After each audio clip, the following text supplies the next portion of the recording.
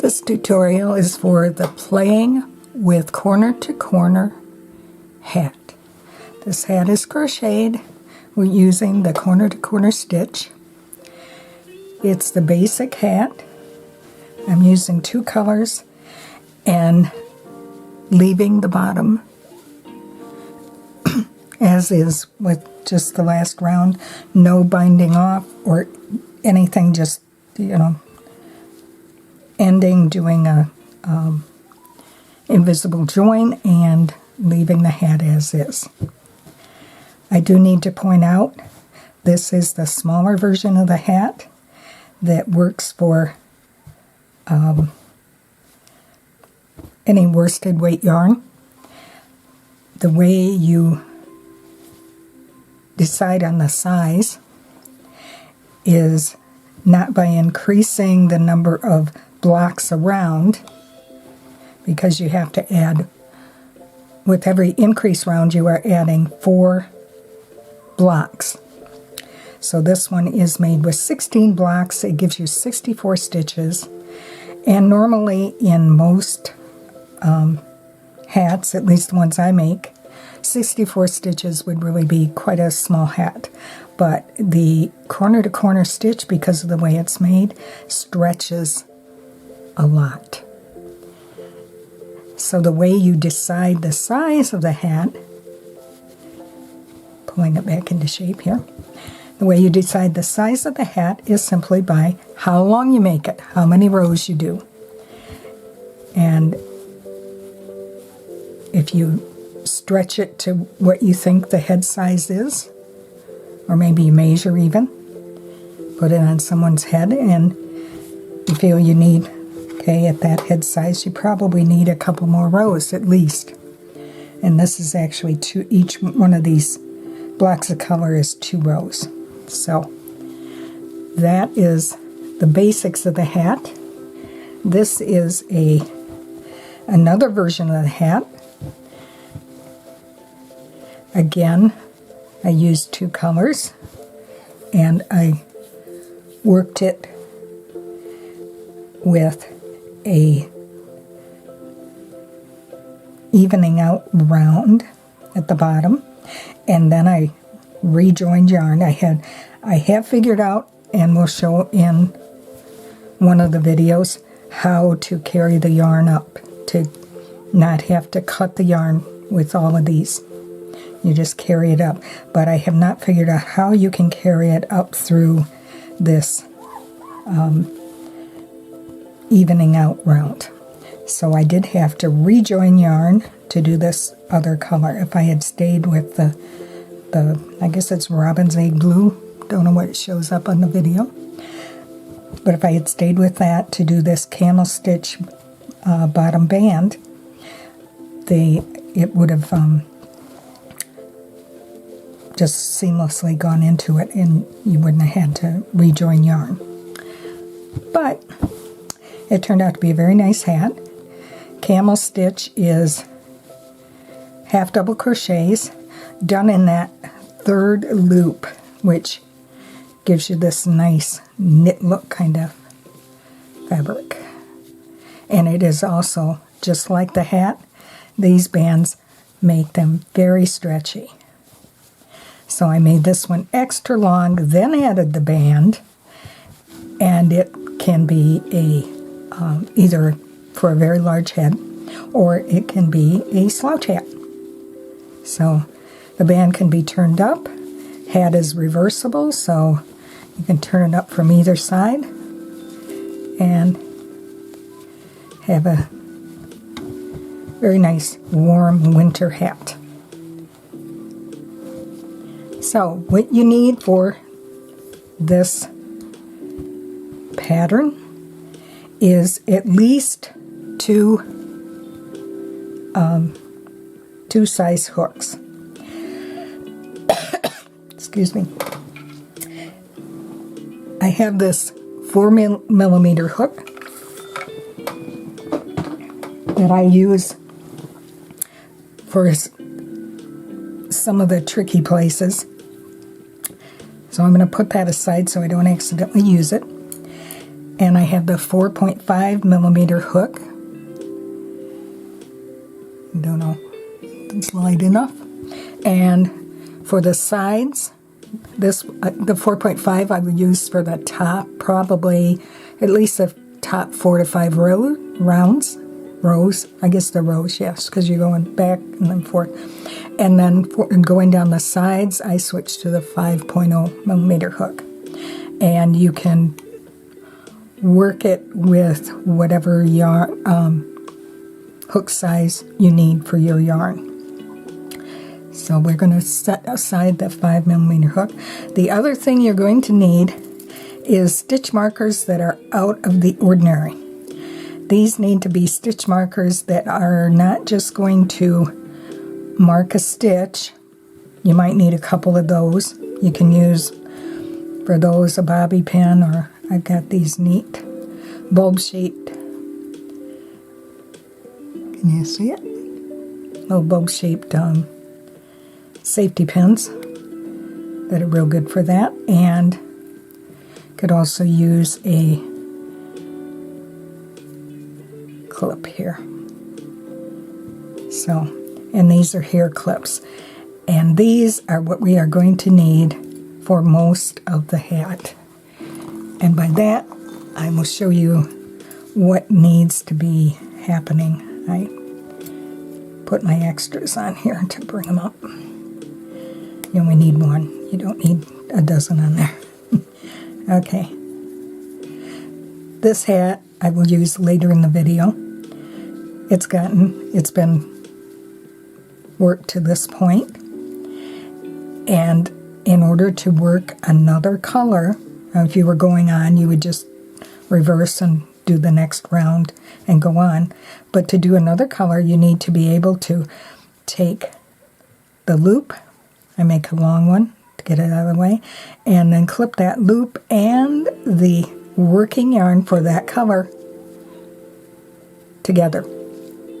So they're up out of the way, and you will not crochet over any of it. If you do accidentally crochet over it, you either have to cut the yarn and weave in ends, or you have to rip out and go back and do it the right way.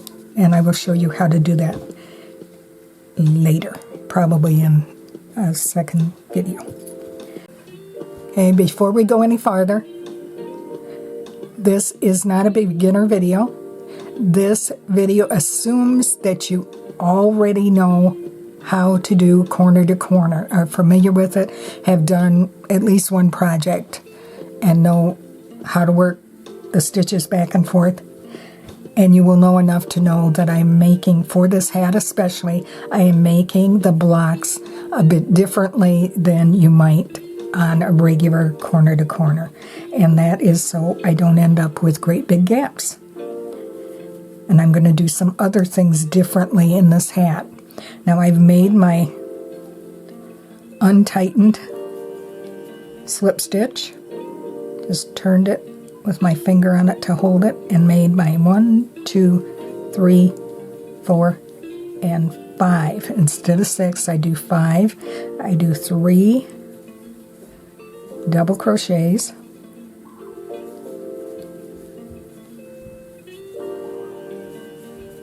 and that is block 1 of section 1. Now at this point, this loop is locked down, and so I can undo that tail. Now I can pull it in, but not too tight. I don't want to tighten that up because I'm going to be using this loop again and again.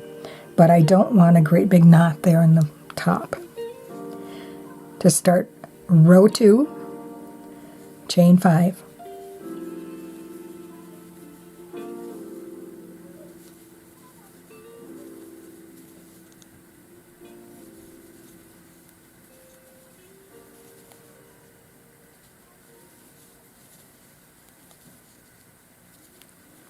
Now in some of the videos they will have you turning first. I prefer it this way, and this is my rule. You keep the new block facing up, and you turn the work. I am turning and working into the space between the chain 2 and the first double crochet. Chain 2. I do not chain 3, I chain 2. I want smaller gaps for the hat. Do my 3 double crochets, and that is the second block of row 2 of section 1. Looks like kind of like a boot. Now our goal is, and I'm going to use this for a pointer, our goal is to get this working yarn down here by making slip stitches. To do that, I'm going into the side of the last stitch that I made and doing a slip stitch, going into the gap between the 2 blocks, slip stitch, grabbing 1 loop, not 2, I don't want it too bulky here, 1 slip stitch, and then only on this block I'm going to slip stitch into the center. So that's only 2 slip stitches there. And I am set up to start section 2 of the top of the hat. Again, making any new row, you chain 5, 2, 3, 4, and 5, and make your first block.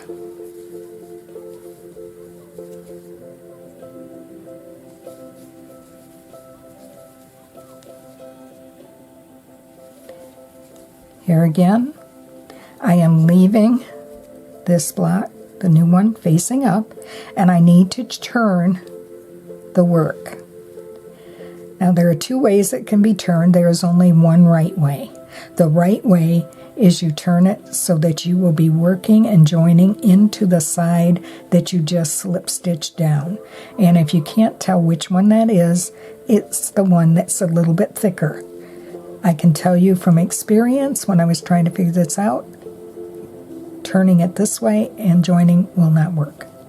You need to flip it over and join along that slip stitch side.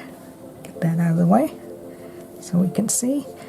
And you just join there from the slip stitch, chain 2, and then you come up here and you grab 2 loops up here at the top.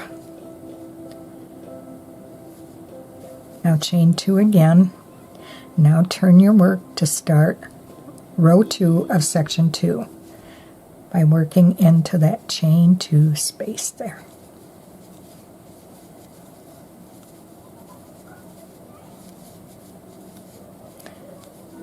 And just like any other, you just join to the next block as you're climbing up.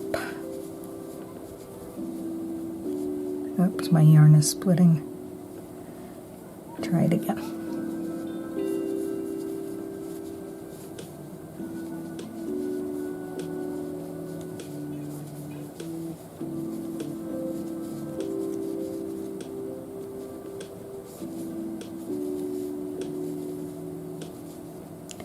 Okay, I have finished section 1 and section 2. And if you watched any of my other videos, you'll see that this is the same as doing my corner-to-corner shawl.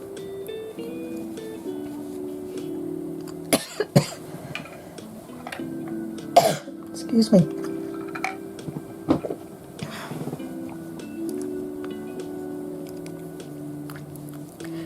Again, we need to go slip stitch down.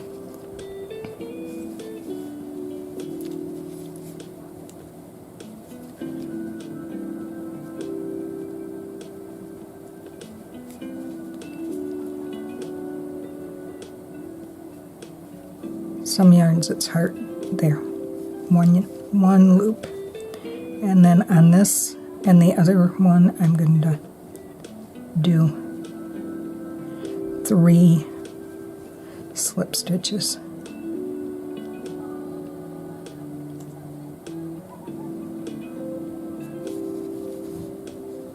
Whoops. There's 2 slip stitches, and then the third one goes into the center. So we are set up to start section 3, working it off this way. by chaining 5.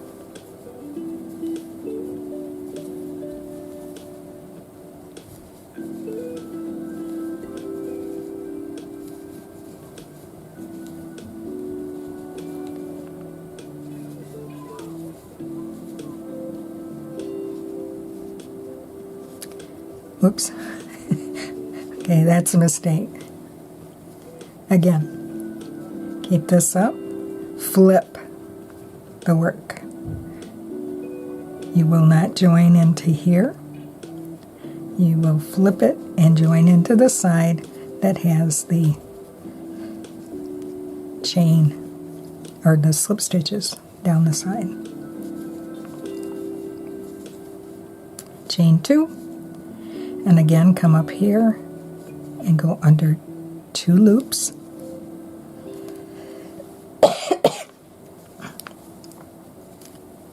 Chain 2, turn your work, and work into the chain 2 space that you just created, and do, whoops,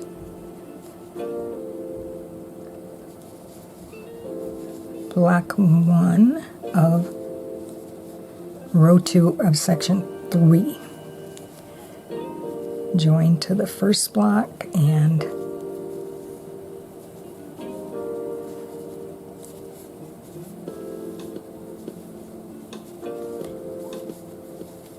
do block 2 of section 3.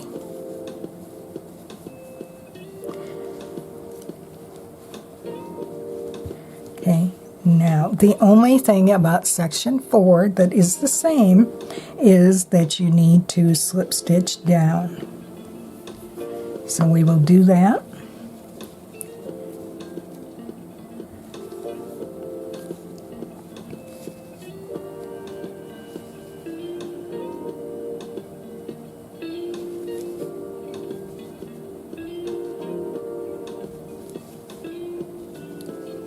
And then the last one goes right in the center.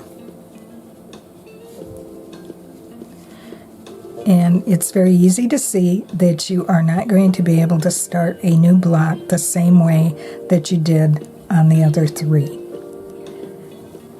So what we do is, without turning, leave it facing the same way.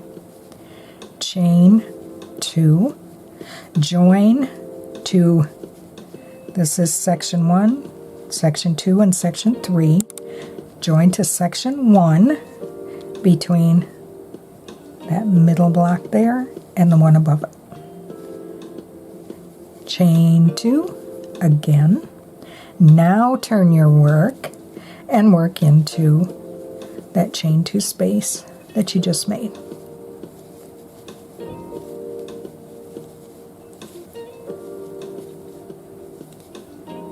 And now our working yarn is right next to section 3, and so we're going to join there between the middle block of section 3 and the one above it.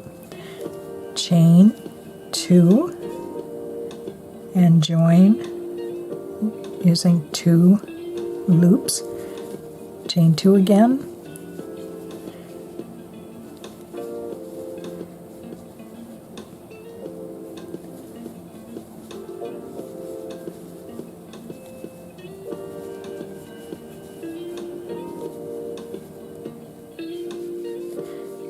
And then you just join to the first block, chain 2, and do the second block of row 2 of section 4. Okay, we have that done, and this is the way it looks. Normally, we would simply slip stitch here, but I discovered in making the shawls and the blankets like this that you end up with this big gap. So this is what I came up with that fixes it. See that? There is a slip stitch right here, and we are going to make a half double crochet in that slip stitch. And this is what I brought up the 4mm hook for, because it's kind of hard to get into that slip stitch because you don't want to go under all of this and make it bulky. You don't want to grab very easily just that one loop because it stretches it out. What you need to do is get under this front one and the one right behind it. And with this yarn, it's easy. Some yarn splits and it's harder. And you do a half double crochet. It fills in that gap, and then you join. And if you lay it down, it's hardly noticeable. Just closes the gap, and visually it doesn't look any different. Now, before we go on with the next section, this is the reality check. If you are right-handed, your block, or your, well, we'll call it a 4-leaf clover, should look like this. You should have this right side of each one of these petals with stitches that are going upright. The left side should have stitches that are pointing off to the left. And if you turn it, it's the same. These are going straight up and down. These are going to the right. All of them. The other thing I will point out is that all of these on the second row, because this is row 2, we did row 1 and row 2 together, kind of. All of these ones on the second row are we're looking at the fronts of the stitches, and the ones for the first row, we're looking at the backs of the stitches. So if you are left-handed, yours should be the opposite. This side should have stitches that are straight up and down, facing the normal way, and these should have stitches that are facing, the ones on the right should be facing off to the right, and that should be the same all the way around. Stitches on the left-hand side going up and down, stitches on the right-hand side going off to the right. If yours does not look like this, you need to start the video, tear it out, start the video over. Okay, that is the end of section 1, how to do the setup rounds.